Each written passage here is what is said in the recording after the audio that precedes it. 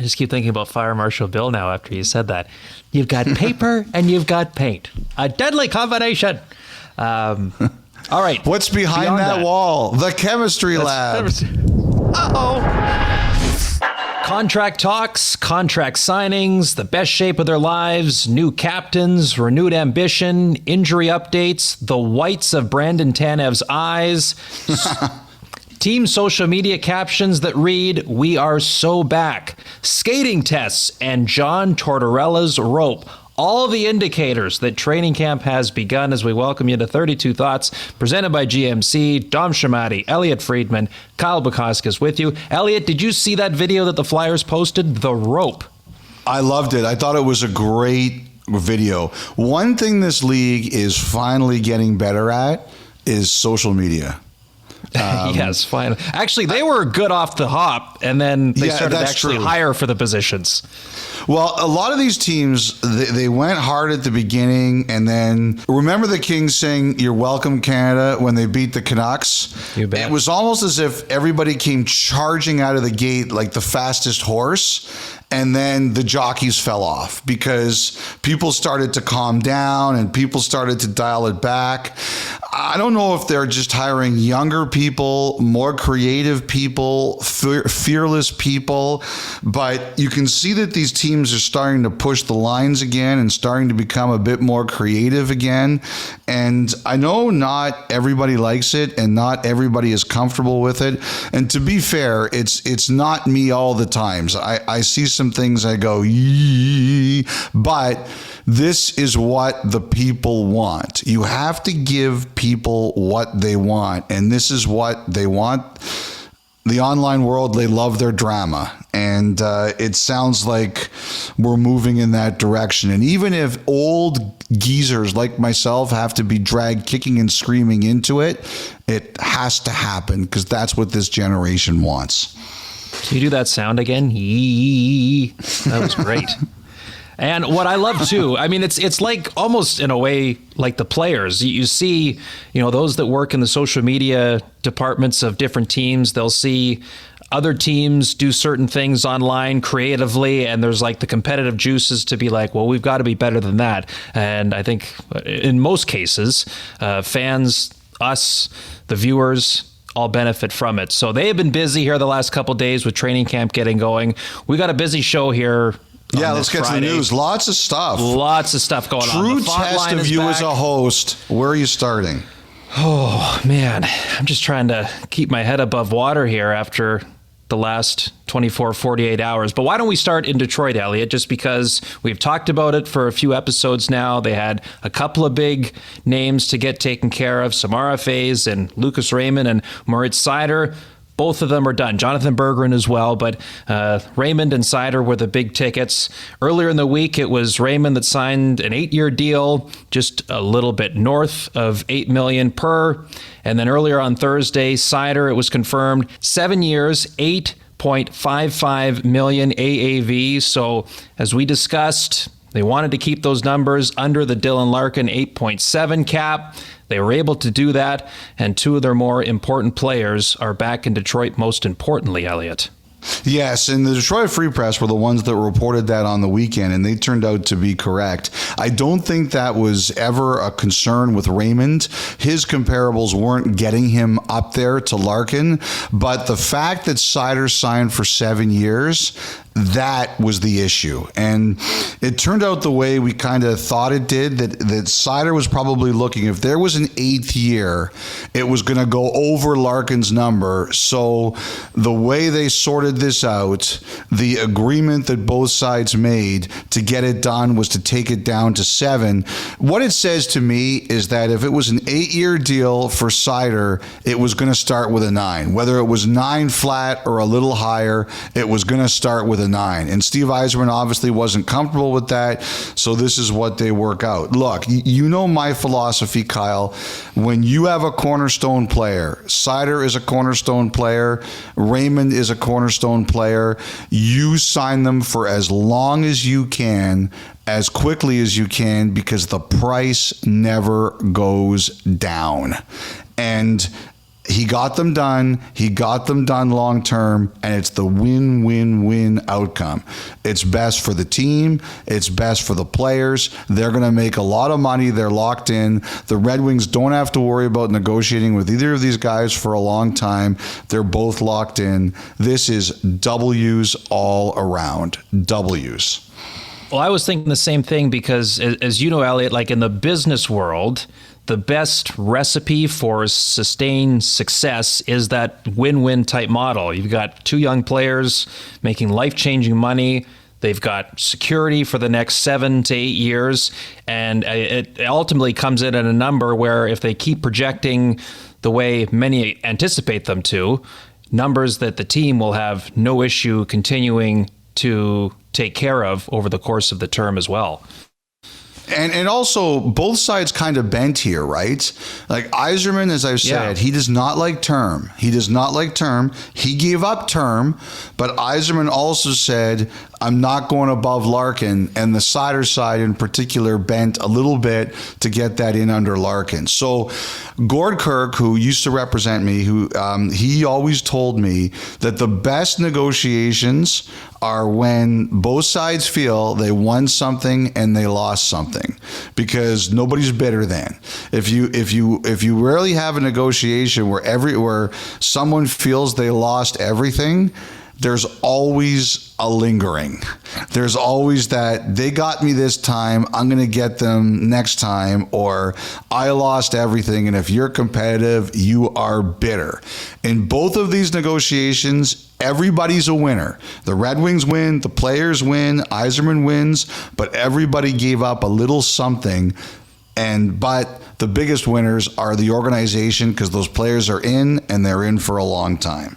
All right, so the big business in Detroit is done. Handful of contracts taken care of across the league the last few days, but still 4 remaining RFAs as training camp gets underway. Jeremy Swayman, Cole Perfetti, Dawson Mercer, and Nikita Alexandrov in St. Louis.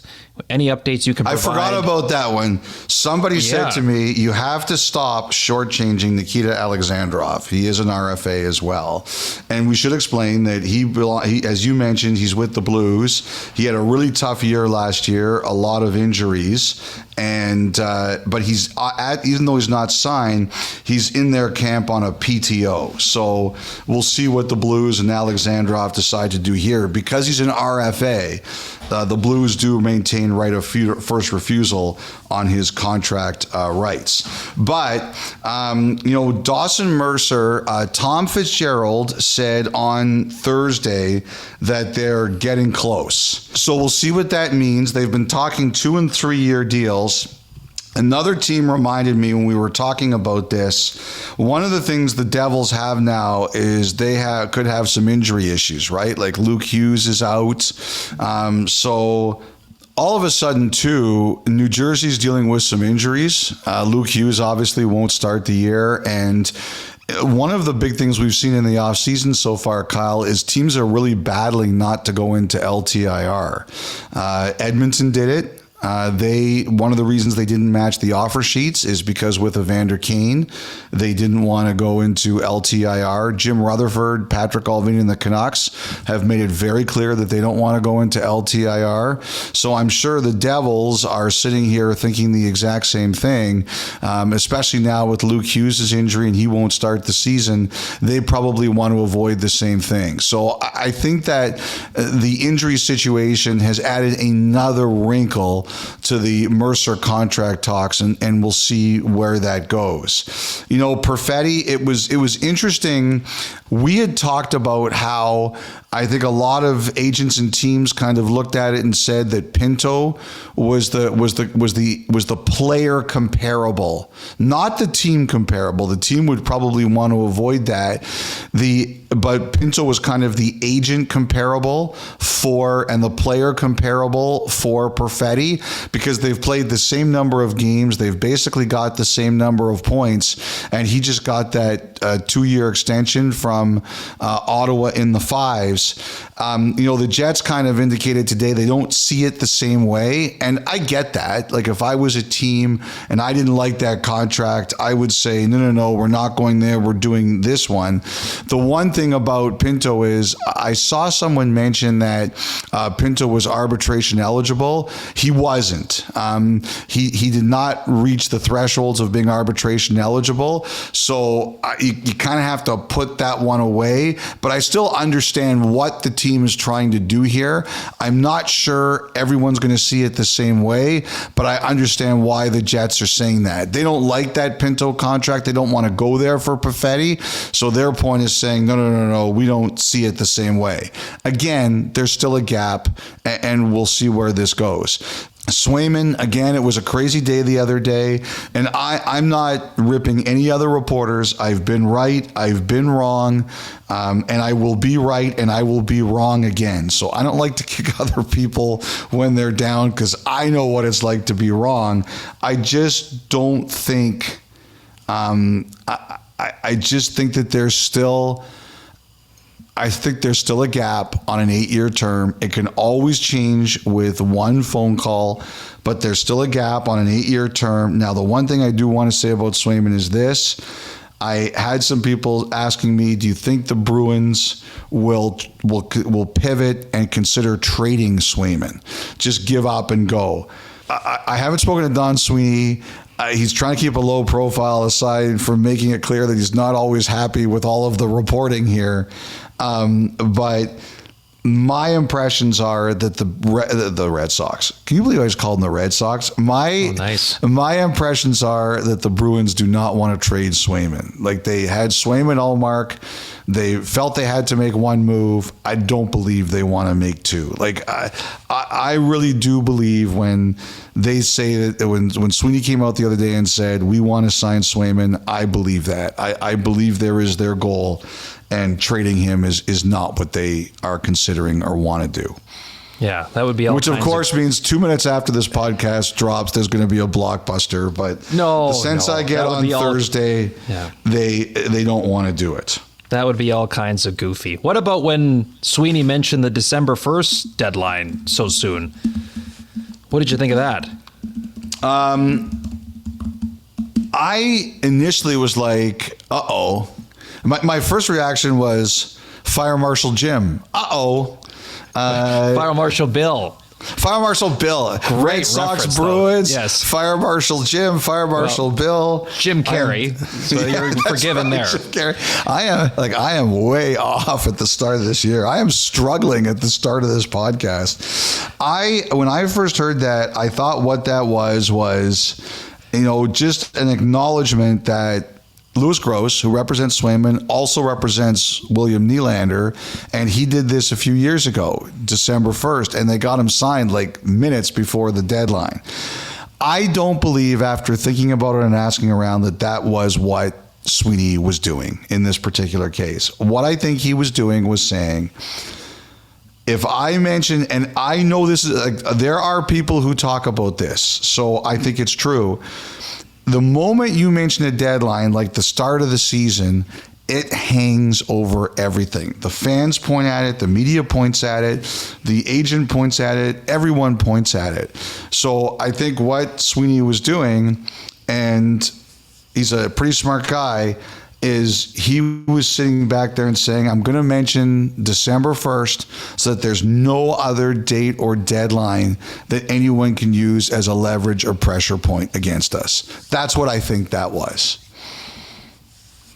I just keep thinking about Fire Marshal Bill now after you said that. You've got paper and you've got paint. A deadly combination. All right. What's behind that wall? The chemistry lab. Uh-oh. Hey, Phil Tomasino, 1 year, $825K. Peyton Krebs, 2 years, $1.45 million. You wanted to touch on both of those players as well. Yeah, both of those were really tough negotiations, where the teams drew really hard lines. Peyton Krebs took the 2 years, as you mentioned, in Buffalo. This is a huge year for him. I think the Sabres took a really, really hard line in this negotiation, in the sense of, we're starting here and we're not moving too much. Big year for Krebs. And, the difference between the Sabres and the Predators is the Sabres have cap room, and everybody's waiting to see eventually what they're going to do with this. I know some of their fans are not happy that they didn't use it now. I don't necessarily agree with that. I think but look, if they go out, and whichever way it goes, if they go out and they have a great start, their fans are going to be like, okay, this team's terrible, raid them. Like, just go after them and get their best player. Or it'll be like, if it doesn't start very well, okay, add now. And I don't fault the Sabres for saying we're going to wait a bit here. The Predators had no room whatsoever. They went out, they spent big. They're going to be one of the teams everybody's going to be watching the most at the start of the year. They made their fans happy, and they didn't have, if you look, Parsonen, they said, sorry, we don't have a lot of room. He came in at $775. Delgaiso, another RFA, said, sorry, we don't have a lot of room, $775. And I think with Tomasino, they did the same thing. They said, sorry, we don't have a lot of room. And he got up to $825. But I just think Nashville, they said it's going to be this way. And it's a big prove-it year, too, for Tomasino, just like it is for Krebs. And so I think those were situations where the teams took the hard line. And ultimately, if you're a player at the end, it doesn't benefit you in any way, shape, or form to sit out. So you say, okay, what's the best deal I can get? And ultimately, the players, Krebs and Tomasino, made the smart moves. They said, look, I'll tell you this. A couple days ago, I had heard that Krebs might be traded.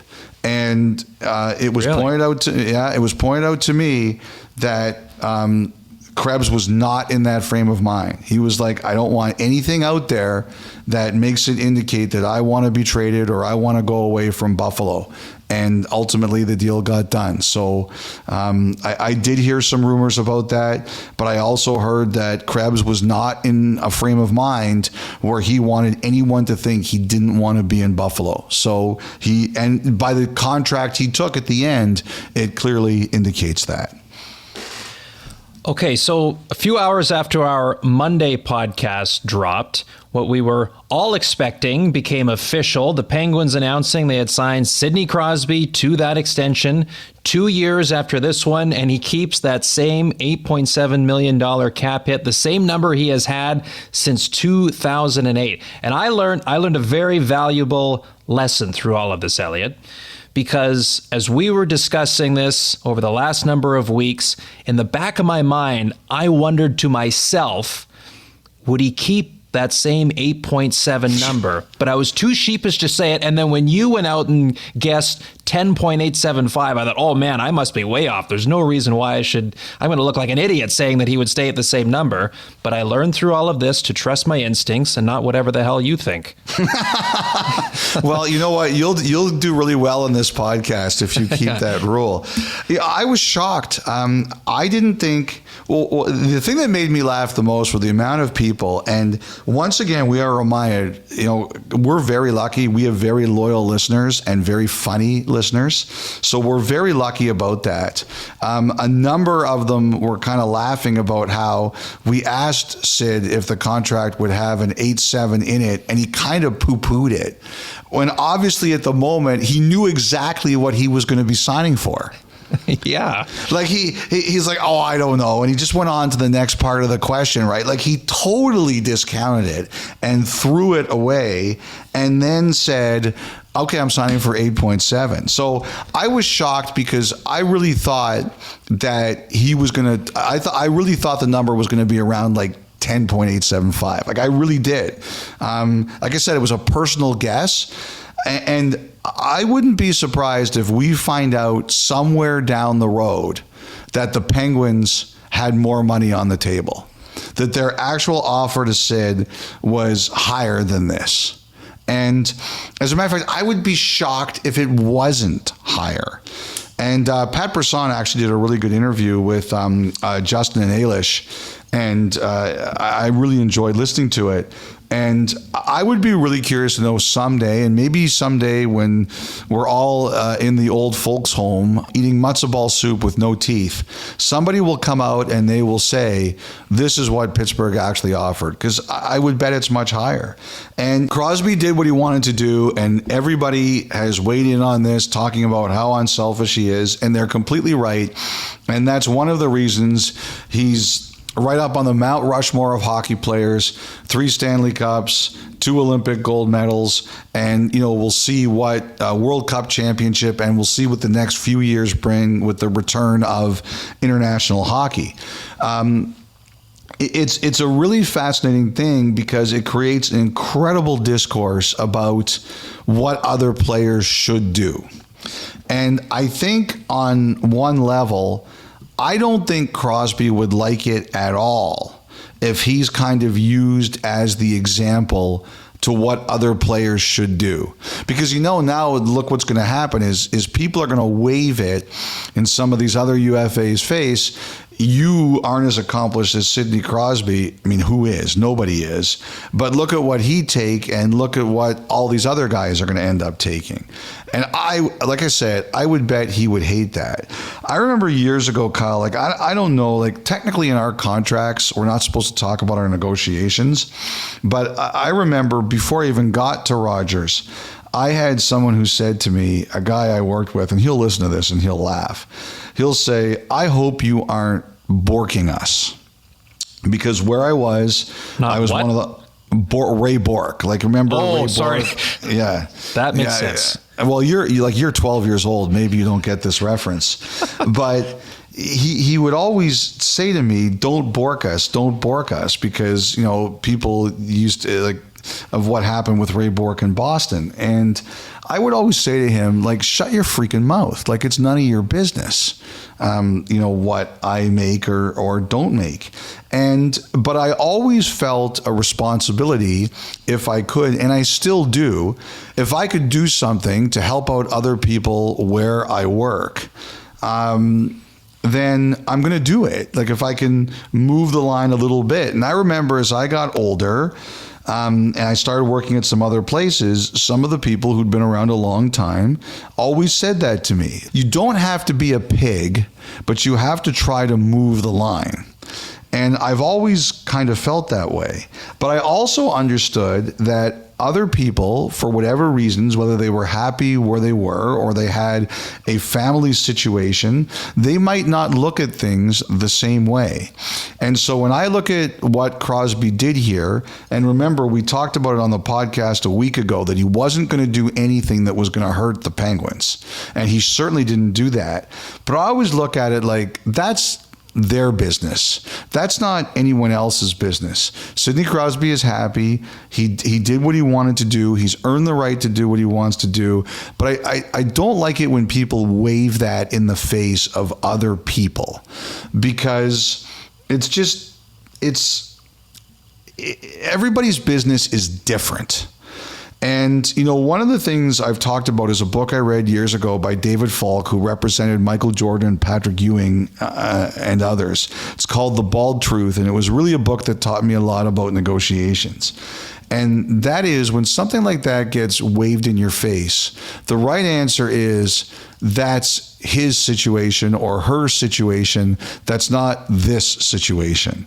And that's what I believe people have to say. Everybody has to do what they are comfortable with. And yes, I guess that I get that it's a salary cap, and it's a very divisive document, because if somebody makes $1, somebody else can't make $1. But to me, at the end of the day, that's still it.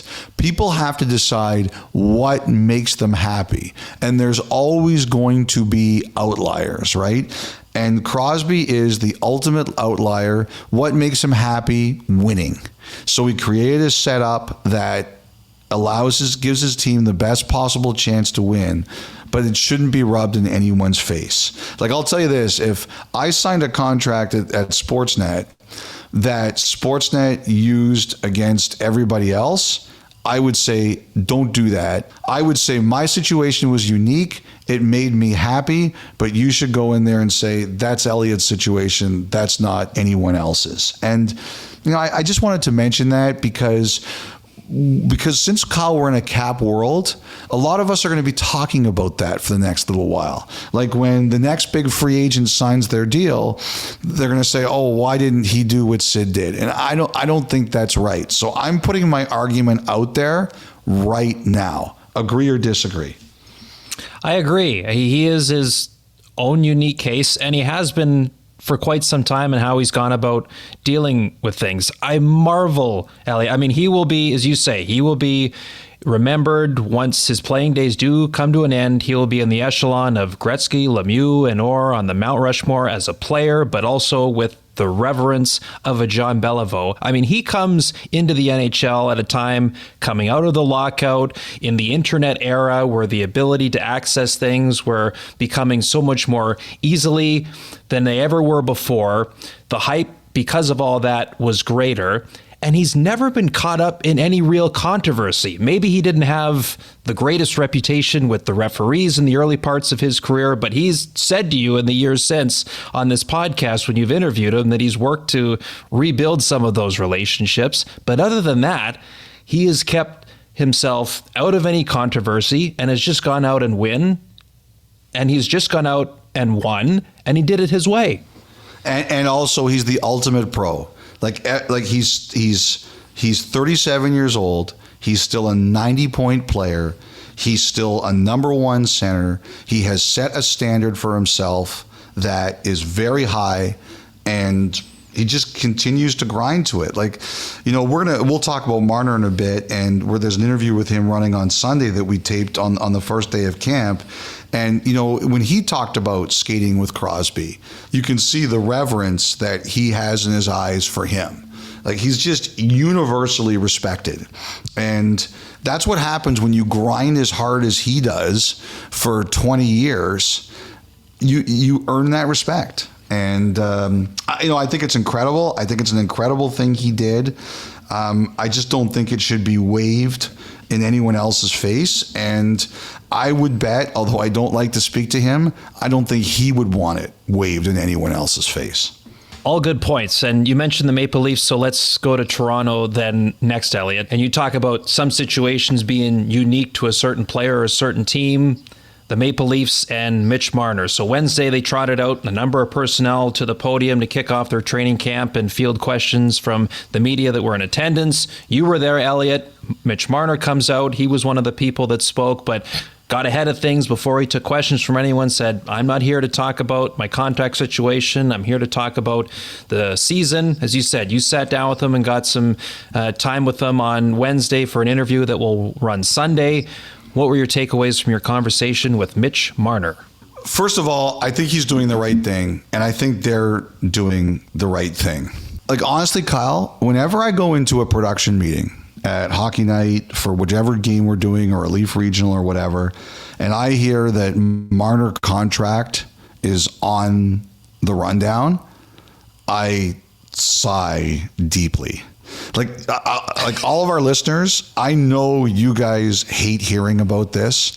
I hate talking about it because I think that his negotiations in particular, and they're not all his fault, but his negotiations in particular have been so toxic and discussed for so long that I just think it's bad for him.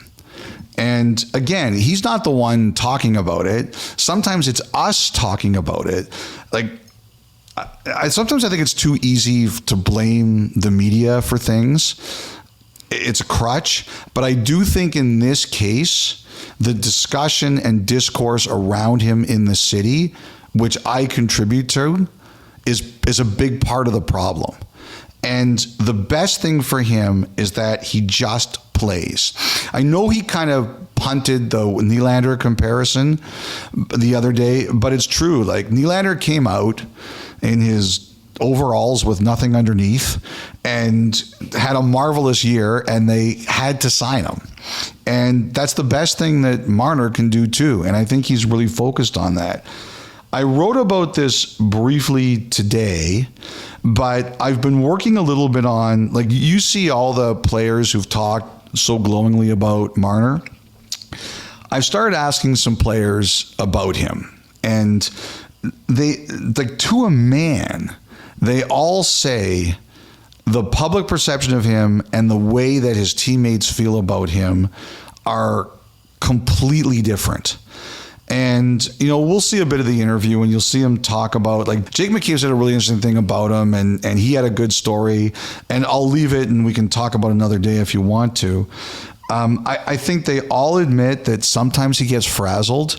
I think they all admit that he has the same frustrations about the playoffs as all of the Leaf fans do, but they all say he's a great teammate who really cares and wants to be great and wants to be great in the city. And I think that one of the ways he can go about that is by turning down the noise, and that's what he wants to do. Now, the key thing I got out of him is that he isn't against negotiations during the season, because I think there are some players who are UFAs this year who won't let it happen, that will shut it down, and I'm trying to nail down some of those cases. But the key thing here is that Marner said, look, if Tree Living and my agent Darren Ferris want to talk, just don't bug me with it. And the only time you bug him with it is when you're at the end. That's what happened with Nylander last year. The agent and the GM, Louis Gross and Tree Living, they got it done, and then they went to Nylander and said, are you good with this? And eventually he said, yeah, I'll sign it, and it got done. That's the way everyone kind of wants this to happen here, should it happen. But I thought it was very important that he said, they can talk, just leave me alone until I need to know. And to me, that's the smart play. If I was in that situation, that's the way I would do it. But I think it's also smart for him to shut down the conversation, because it hurts him. It really, really hurts him. Well, you talked about how toxic it can be. My question is, why does it always seem to be when it comes to this player? Is it just the perfect storm, Elliotte, that the market that Toronto is, the attention that he gets, the fact that Mitch is from the area, he's a homegrown talent, and the Leafs have struggled to get on a real playoff run over the Marner, Matthews, Nylander era? Why do you think this constantly seems to be a talking point when contract or the future of Mitch Marner is brought up? Well, it's Canada, right? Like Pettersson last year, before he signed, he wasn't even a UFA, but it was everywhere. It's always gonna be like that in Canada. Like Draisaitl knew if he didn't sign before the season, it was gonna be bananas this year. And now we know it was never serious that he wasn't. So go to Ottawa, like, name a big UFA in Ottawa where you live. Like, you're half running them out of town. Like, that's what you do. That's the way it goes in the Canadian markets. Like, you know, one of the things I sent a note, like Jim Nill, he did some business really privately. We knew they were talking to Harley, and we knew that one was going to get done, and it did, but he got Essa Lindell done basically out of nowhere. And he came out the other day and he said, Jamie Benn is going to be a Dallas Star as long as I'm the GM here. But generally, he gets a lot of things done privately.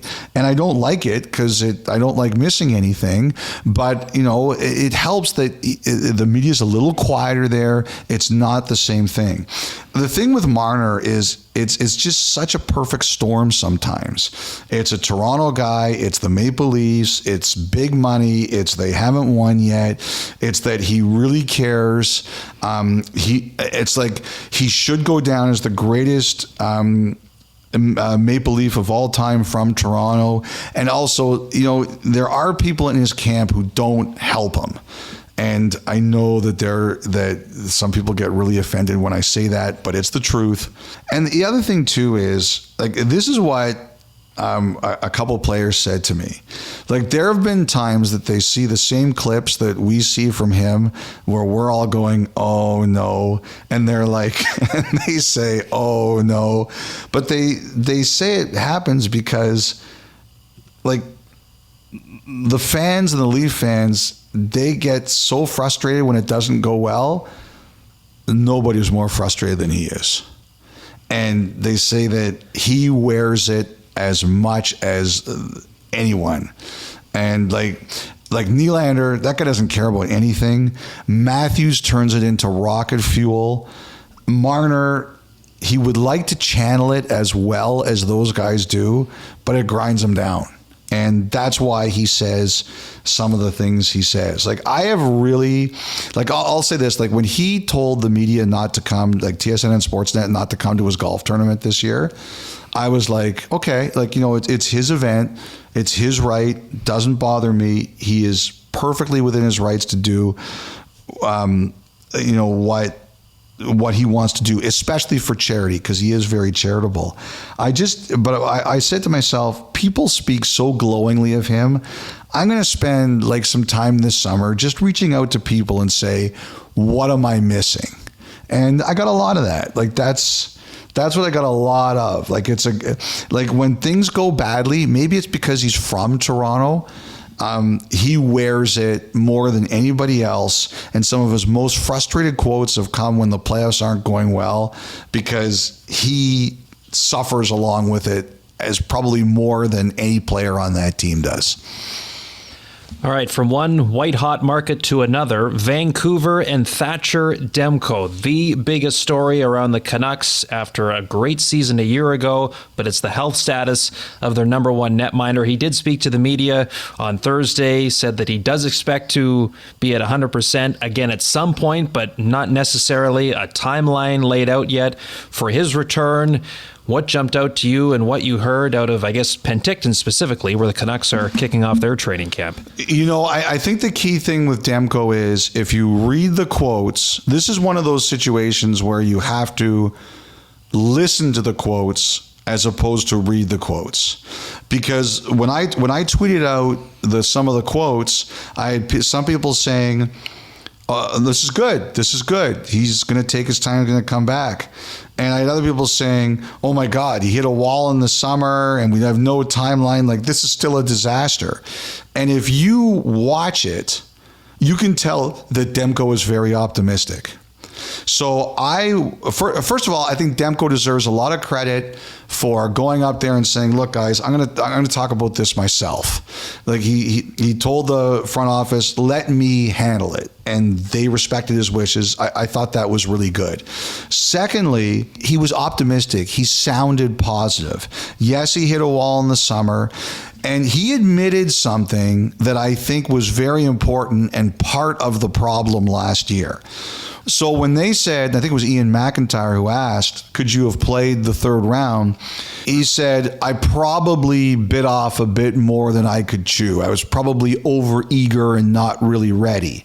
And I think that happened before the playoffs too. The Canucks said, we need to know what kind of condition you're in before the playoffs start. We've reported this before, Kyle. You have to play twice before the playoffs begin. And like any player, especially a young player, he raced back and, he probably aggravated his injury, or he overcompensated for what was bothering him and maybe hurt something else. So, he recognizes now the important thing is not being ready for game number 1. It's being ready for game number 83.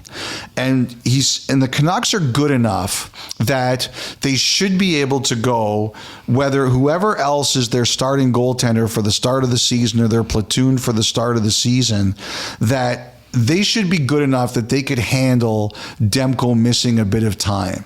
To me, this is a team taking a long view, and it's the right thing. They have told Demko, no more racing back, at least not at the start of the year. You have to do this properly. And so that's what I saw today. I saw a guy who's like, okay, I'm going to make sure I'm ready. I'm going to get used to this. I'm going to understand what I'm dealing with here, and we'll be ready when I'm ready. And that's the way you should do it. And he struck me as a guy who was optimistic. Like, I had one buddy of mine who lives in Vancouver. He's like, this is going to be a disaster. disaster. Demko wants to talk to us themselves. He's going to be out for 6 years. And I'm like, just wait. To me, that was the message Demko delivered was as good as you could have hoped for. And we'll see how it all plays out. Dare I ask about Brock Boeser, who's entering the final year of his deal, or is it too early for that? It's interesting. Like, again, this was an Ian McIntyre piece with Patrick Alvin. They said that, we're gonna see how this plays out, and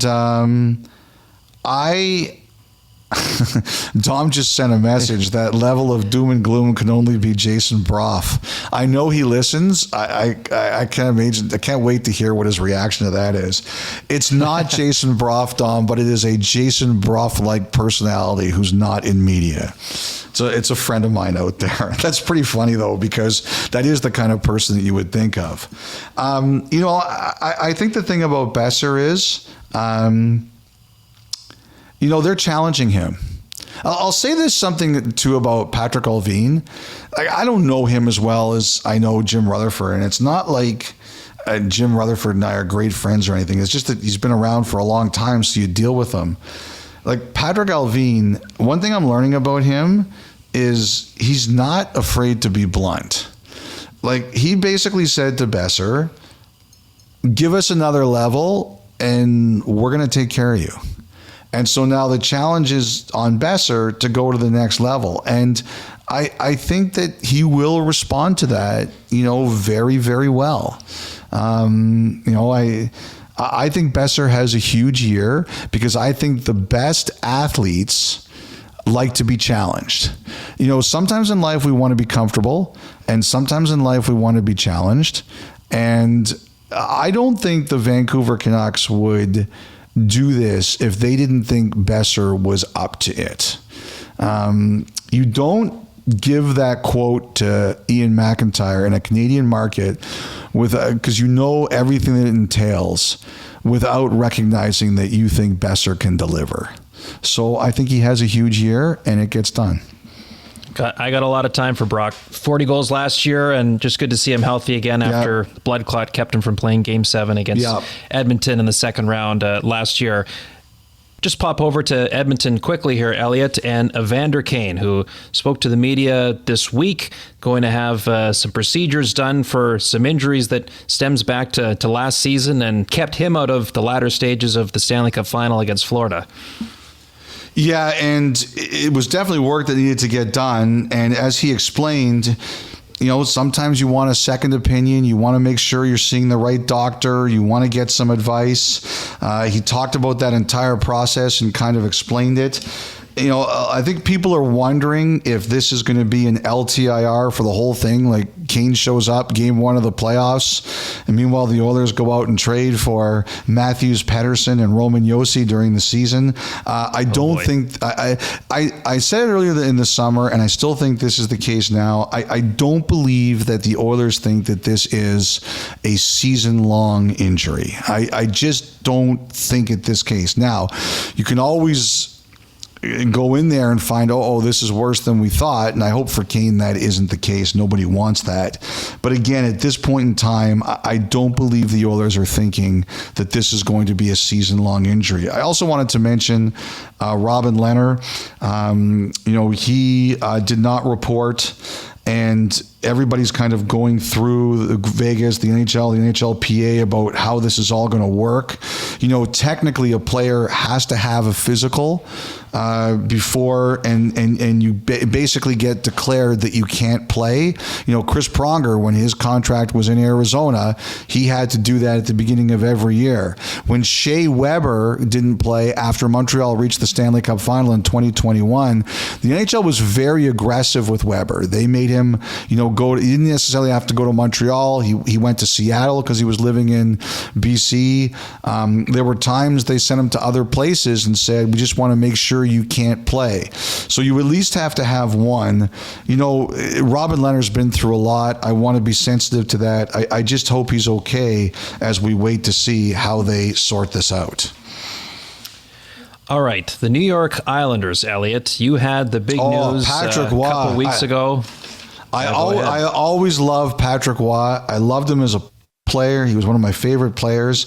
I loved dealing with him as a coach. He was just one of my favorite to deal with. I love him even more now because he spilled the beans on the surgery. I suspected it was something like that. I didn't know for sure, but Patrick, thank you very much, because Lou Lamoriello can't be as mad at me anymore, so that's good. And that's with the health status of Ilya Sorokin. We should mention that too. Yes. And you reported on that a couple of weeks ago. Yeah, and I still don't know what the timeline is here. Like, Lou Lamoriello doesn't appear to be concerned. I don't think there's a lot in life that concerns him very much, but I just don't know what the end is going to, what the timeline is going to be here. They don't seem worried, so I'm going to go with that, and we'll just let it play out. All right, then. So from Long Island to Manhattan, then the New York Rangers, last year's President Trophy winners, Ilya Sorokin, 1 year remaining on his contract. Jacob Trouba, the captain, there were a lot of rumors swirling around him about possible trades in the offseason. He seemed to handle all of that incredibly well and professionally, and he had some interesting comments this week, Elliotte. So he basically said this is the last ride, and I have a few thoughts on that. Number one, the number one thing I think that is, and every Rangers fan and every hockey fan will get this, it's because of the cap, and there's only so much what they can do. The number one thing it tells me is that the Rangers have made the decision that they are going to sign Igor Shesterkin. And the fact that it isn't done already, like, to me, the Rangers would have loved to have had this done on July 1st. He's eligible to sign anytime. As I've said several times now, I believe that Shesterkin's going to be the number one goalie paid in the NHL. The only debate for me is, what is that number going to be? And the truth is, I don't know. I don't know what the number is going to be. The number one paid goalie right now is at $10.5 million.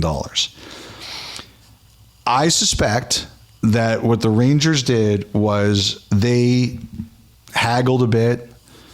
Obviously, it didn't get done. And that's what teams do. You negotiate and you try to get the number down as low as you can. What I believe is going to happen is that they will say, we need him, we have to have him, and we're going to sign him. And I don't know when that's going to be. I don't have a target date for this, but I do believe the Rangers are going to make that decision if they haven't already, and they are going to sign Shesterkin to a big, big deal. And because they have to. He has all the leverage in this case, and they know how important he is. So that's going to affect everything else that they're going to do. Jacob Trouba obviously didn't get traded this offseason. I think the details of that will still continue to come out over time about how close or not close anything came. But the other thing I do believe, and this is again my opinion based on what Trouba said, is that the Rangers and him had a conversation, and I think everybody understands that this is going to be his last year there. That he came out and he said what he said because he's their captain. He's played hard for them. He's done good things for them. And I think ultimately everybody wanted this. Everybody wanted to put their cards on the table in a respectful and honest way and say, this is where things are. Trouba had family reasons why he didn't want to go this year, and the Rangers have business reasons why they have to explore moving him. And I think ultimately everybody came to peace and said, okay, we're going to go at it this year, but everybody has to understand that this is going to be the last year. And I think he understands that, and I think they understand that. And I think one of the reasons everybody knows it is because the Rangers are going to sign Shesterkin to whatever they have to sign him to get this done. I think ultimately they'll sign Lafreniere too, but because he's not a UFA, I just don't know if it's going to be now or later. But I have no doubt they're going to try as early as possible to get it done. But that's what I look at here. So I think the Rangers are going to be, plus also they have an extension with Keandre Miller they have to do. So there's a lot of business that has to get done here. Capo Caco too. Capo Caco. It's a fascinating time. I think they're going to be a fascinating year for them because that can be a really powerfully motivating thing. It's the last dance as this group, especially for the captain, and it can be a very, very powerful thing. But the Trouba comments on Thursday told me two things. Number one, they have been honest with him and told him that this is it. And number two, that the Rangers, no matter what they say publicly, they have made the decision that they are signing Shesterkin, and now they just have to figure out what the number is. That's the way I look at this. Okay, Elliotte, that takes us to Jaromir Jagr, 52 years young, just begun another season playing over in the Czech Pro League, but news coming out the other day that this coming season will finally be his last? Would anybody be surprised if in the middle of the year he comes out and says, okay, wait, I'm going to play some more? No, not at all. I didn't know if we'd ever see this day because, as we know, he is playing to help keep his hometown team going. On one level, I think it's really sad. I kind of wanted to see him go longer and longer and longer than ever. I feel very strongly that he should be inducted into the Hockey Hall of Fame right away. I know there's a 3-year waiting period. I know very few players like Wayne Gretzky and Mario Lemieux it's happened for. To me, there is nothing that shows more dedication to the sport and more of a desire to see the sport be successful than basically keeping your career alive so that your hometown hockey team can still keep going. And I think he should be inducted. If this is indeed his final season, I think he should be inducted next year. I know I'm howling at the wind. I know I'm not going to win this argument. I don't care. He should be in the Hockey Hall of Fame next year. Gordie Howe was 52 when he played that final year in Hartford, was he not? Yes. And now Jagr, 52, playing for his hometown back in Czechia. Well, then he's got to go one more year. Got to one-up Gordie. Got to one-up the great ones. So he's going for one more, but Kyle Okposo, at 36 years old, announced on Thursday that he's calling it a career, and what a way to go out, capturing the Stanley Cup with Florida last June. Came over from Buffalo at the deadline, over 1,000 career games, 600 career points, and largely regarded as one of the better personalities and friendlier people to deal with in the NHL during his time. Do you have a thought on the career of Kyle Okposo? Dream ending, phenomenal finish for him. To me, it's more about what's next. So as a member of the Players Association, he was part of the search committee that hired Marty Walsh. So that's number one. But I have also wondered if he will go into the front office of an NHL team. There's a few different ways I could see it going here for him. I don't think we've seen the end of him. So when I think about the career, I obviously think about the Stanley Cup because that's the best way to end it. But I'm also thinking that the career is not over. There are more chapters to be written here, and I'm curious to see where it's going to be. So we wish Kyle Okposo all the best in what comes next in his career following his days as a player. And that leads us to the final thought, which is presented by GMC, and huge news in Canadian business on Wednesday. Rogers Communications, which is our parent company, announcing that they have acquired Bell's portion of Maple Leaf Sports and Entertainment for $4.7 billion. Rogers and Bell had gone in 2012 to buy equal 37.5% stakes in MLSE, with Rogers now buying out Bell's portion of that, 75% ownership of Maple Leaf Sports and Entertainment. your takeaway from all of this? And I guess if you're a hockey fan tuning in and wondering what all of this means, what would your answer be to that? Well, first of all, my takeaway, I always believed from the moment I came over to Sportsnet, people who'd been here for a long time told me that this was eventually going to happen, that it was Ed Rogers' goal to own it all and be in the exact position he's in now. So I wasn't surprised it occurred. I was surprised about the timing, because as recently as this summer, there are people who are really connected who were convinced that Bell was too competitive to let it happen. And what was interesting was I watched the interview that Ed Rogers and Anthony Staffieri did with Ron McLean, and Anthony said that Bell came to them. And so that really blew me away, because it flew in the face of everything that I had been hearing. And I guess it started for real in mid-August. And I only heard about the possibility of it the night before it happened. And people were super quiet. Like, you could tell, like, the NHL, I understand, only found out about 12 hours or so before it was announced.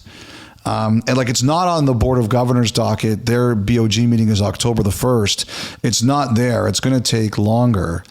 And so it was a quick process, and they kept it really, really secret. So I'm surprised at the timing. I am not surprised at all that this eventually happened. This is what he wanted to do, and this was something that people who know him better than I do said it was going to happen at some point in his lifetime, because he wouldn't give up until it occurred. The other thing that's really interesting about all of this, Kyle, is that when you ask when the Leaf players were asked about it the other day, like, they all think that Larry Tannenbaum's the owner. They all mention him because he's the face. He's the one that goes into the dressing room. He's the one that invites them to his house, like the night before the season. I don't know if he still does it, but he used to do a big party with the Leafs, and he used to do a big party with the Raptors. And all those players really liked him, and they knew him, and he was the face, and he owns 25% of the team, or now 20. But I think it's going to be interesting to see, in 2 years, they have the option to start buying him out, or to go to a process to buy him out. And I wonder if in any way, because the valuation on what he paid is 12.5 billion Canadian. And part of me wonders is if Larry Tannenbaum's going to say, all right, come to me too. It's time. Or does he just let it play out over the next couple of years? So it's a massive, massive story. I don't know from a broadcast point of view if it's going to change anything. Like, one of the things I heard about, TSN is they were basically saying it's not going to change our programming business at all. As part of the deal, it was announced that they're going to keep the Raptors and Leaf rights for another 20 years. The one thing about that is that the NHL and the NBA, they have a rule that says you've got to pay a market rate for it. Like, an example in Major League Baseball, Rogers owns the Jays. We televise the Jays. You can't just say, oh, we're going to pay $1 for the rights. No, the Major League Baseball basically sets, this is what you have to pay yourself to keep the rights. So Bell will still have to do that, and the NHL and the NBA will have a big say in that to make sure they pay a market rate. But I don't think from a programming point of view, I'm not sure. I mean, what TSN is saying is that it's not going to change anything. So, I mean, we'll see. Like, one thing we've all learned about Ed Rogers is he's super competitive. He wanted this. He got it. And when he wants something, he's going to go get it. So we'll have to see where this takes us.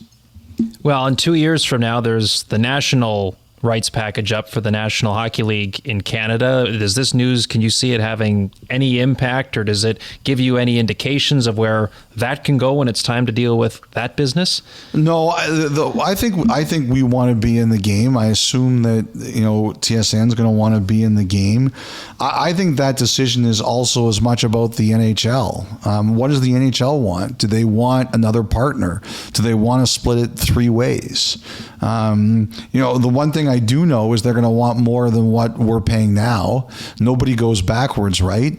The NFL just got big jumps. The NBA just got big jumps, and the NHL is going to want no different. So how do they maximize that number? But I believe we want to be back in it, and we'll see how they split it all up. Or does someone make a big, massive bid again? Is Amazon a big part of this? They're dipping their toe in the water. What I think is that Gary Bettman hit a home run last time financially, and he wants to do it again. I have no doubt that is the case. I'll tell you a funny story. Someone said to me, "Are you upset you got beat? It's your own company." And I said, well, I hate to get beat on anything, but I'm not surprised at this one at all. And he said, why not? And I said, people think that we just go upstairs to our bosses and we say, what's going on? And they just tell us. I remember a story years ago, just after I started at Sportsnet, when Josh Donaldson got traded to the Blue Jays. I was doing a roundtable with Shai Davidi, and Shai and I used to live right around the corner from each other. And then, finally I put on a restraining order on him because he's a really creepy neighbor. And good Lord. I drove him home, and he said, I think the Blue Jays are trading for Josh Donaldson tonight. And I go, you couldn't have said this on the radio? And he goes, Elliotte, I can't confirm it. Like, nobody will give it to me. And I said he says, I can't get the second source. And I said, why don't you just call the guys upstairs at Sportsnet, and I know you can't do it all the time, but maybe for something this big, they might help you. And he said, they won't respond to me. They won't tell me. So the next day, someone else broke the story. He got traded there the next day, and it was broken, I think, in the States. I can't remember who did it.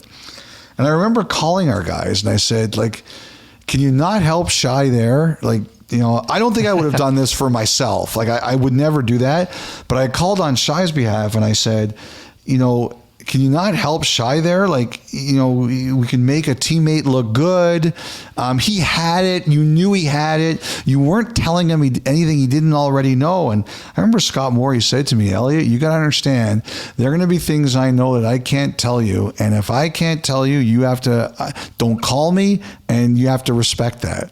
And I said, okay, all right, I get it. If that's the way it is, that's the way it is. And to be honest, if I was working on something, I wouldn't call Scott. I did respect that separation of church and state.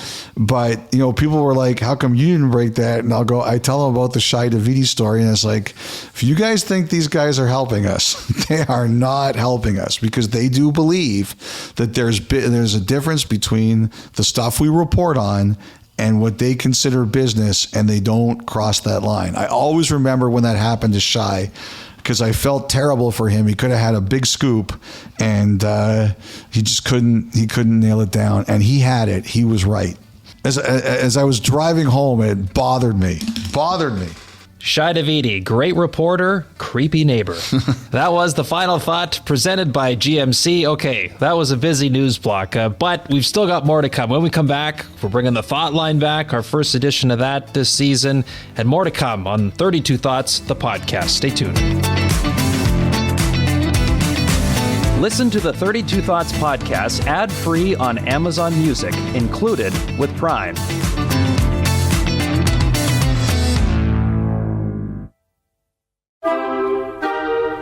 Okay, we're back. Time for the Thought Line. I should have mentioned on Monday, as we were teasing and promoting that it was coming back, when you do send in your submissions, make sure to include both your name and where you're writing or calling us into from, so we can give you the proper shout-out. Why do they have to do this?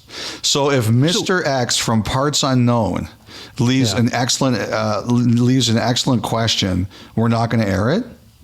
I just think, no, that's not it at all. I think it's because they put in so much time and thought into what they submit to us. We want to give them a proper shout out, let them know who they are. This is what happens. Kyle joins the podcast and he starts making rules, and they're terrible rules. This is what I would say. This was a rule before I got here. No, it wasn't.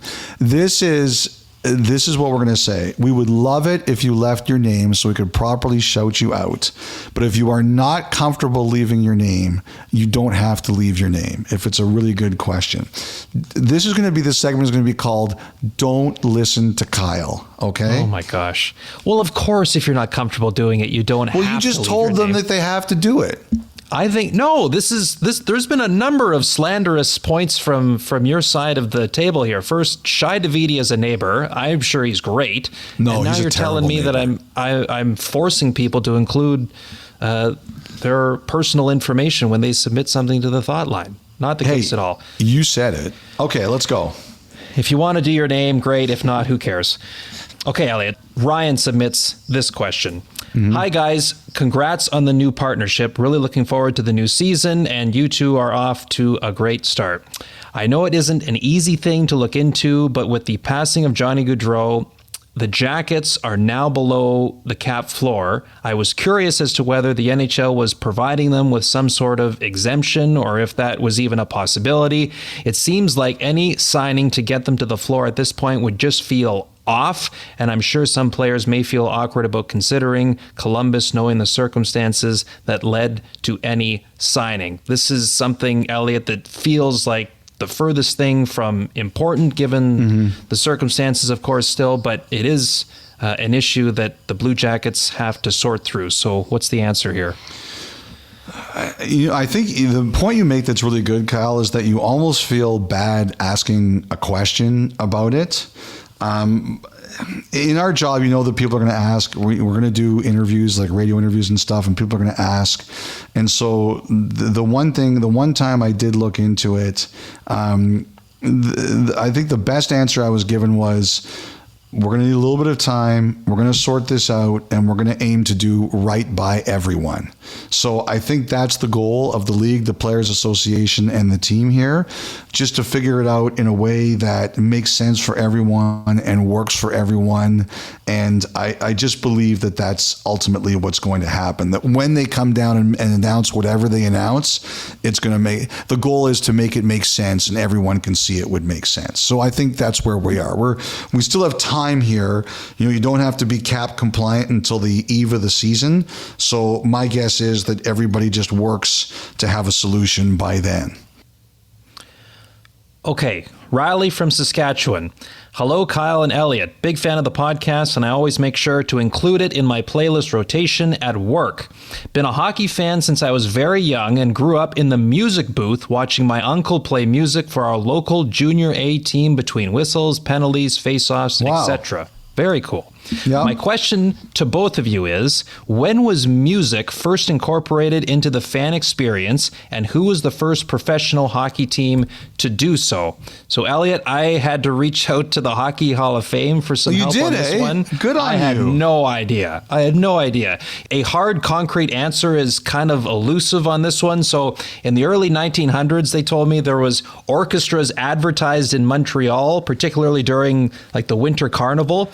Actually, Mutual Street Arena in Toronto, which was the predecessor to Maple Leaf Gardens, it had an orchestra at games in the 1920s for pregame, intermissions, and postgame, but we're not sure about did they do anything during stoppages in-game. But it is believed that the old Chicago Stadium had the first full-time organ in the arena back in 1929. They were the first. Boy, it's nice to have someone on this podcast who does research. Good job, Kyle. Well done. And Riley, thank you for putting us on your regular rotation. We do not take it lightly. No, we do not. So we'll finish then, Elliotte, with a question from Dave. Hey, Kyle and Elliotte. This is a fun one. I'd like your thoughts and an idea I have regarding player compensation. So, Elliotte, Dave's a big fan of the players that spend their entire careers in one place, the Steve Yzermans, the Joe Sidney Sakic's, Crosbys. Sidney Crosby. So here we go.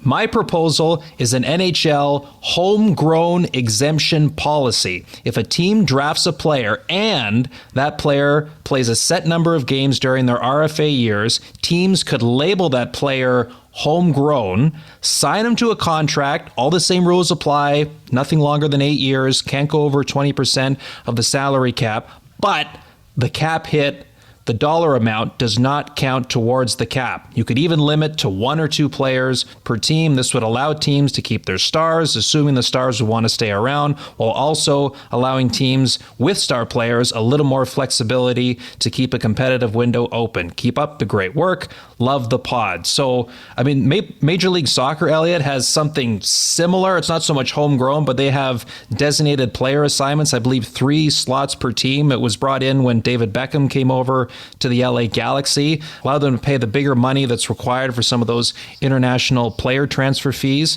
What do you think about that idea? I kind of like it. I love it. I've loved it for a long time. Also, it's basically the whole idea of Larry Bird rights that the NBA helped create when Larry Bird needed a new contract from the Boston Celtics. I'm all for it. There was a player agent, Kurt Overhart, who came up with a plan like this a few years ago, and when I linked to it, it crashed his company's website, which I always thought was very funny. You know, Gary Bettman has always been absolutely 1 billion% against this. He does not want money outside the cap. So this is a complete non-starter with him. I love it. I wish they would do something like this. I think dynasties are good for sports, but barring a fundamental change in position from Gary Bettman or whoever the next commissioner is, I don't see it happening, unfortunately. So great. Thank you for the submissions. That was the thought line. A reminder, the phone number 1-833-311-3232, or you can email us at 32thoughts@sportsnet.ca. A thank you to Griffin Porter for helping curate the thoughts that we read out on the show today.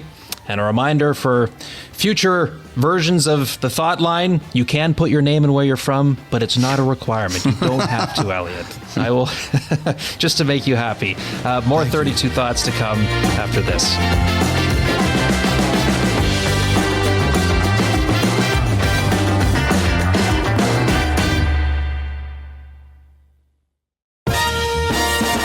Okay, Elliotte, so before we go, more big news this time in the media world this week. Adrian Wojnarowski, one of the senior NBA insiders at ESPN, he announced this week that he is stepping away from the insider role. And this is somebody who was the go-to guy, certainly in the basketball world, for the first to know a lot of what was going on. I mean, heck, he had the verb named after him, the Woj bomb. You know you're doing something right when you've got those sort of names following you around. I mean, this would be somebody that would be in a lot of ways considered a peer of yours, Elliotte. So I know you had some thoughts on the career and the insider role that Woj had in the game of basketball.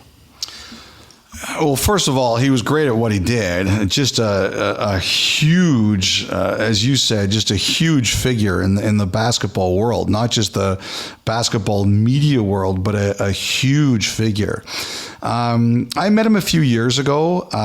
He was actually, before he was a great basketball insider, he was a columnist, and he used to be around some of the Leafs Devils playoff series because he worked in New Jersey. And I met him briefly. I remember what someone told me about him. They said that he was one of the most competitive guys around. And I don't think that ever left him, Kyle. I really got to think that that played a big role in this. And I think a lot of us who do this kind of work were very competitive. I mean, I hate getting beaten on anything, even the smallest thing. But from what I understand, he was like the extreme. He was the most competitive guy in a field of very competitive people. And I think that probably contributed to all of it. A couple things really surprised me. Number one, the timing. just right before the season. I figured if you're going to retire in this job, you do it at the end of the previous year.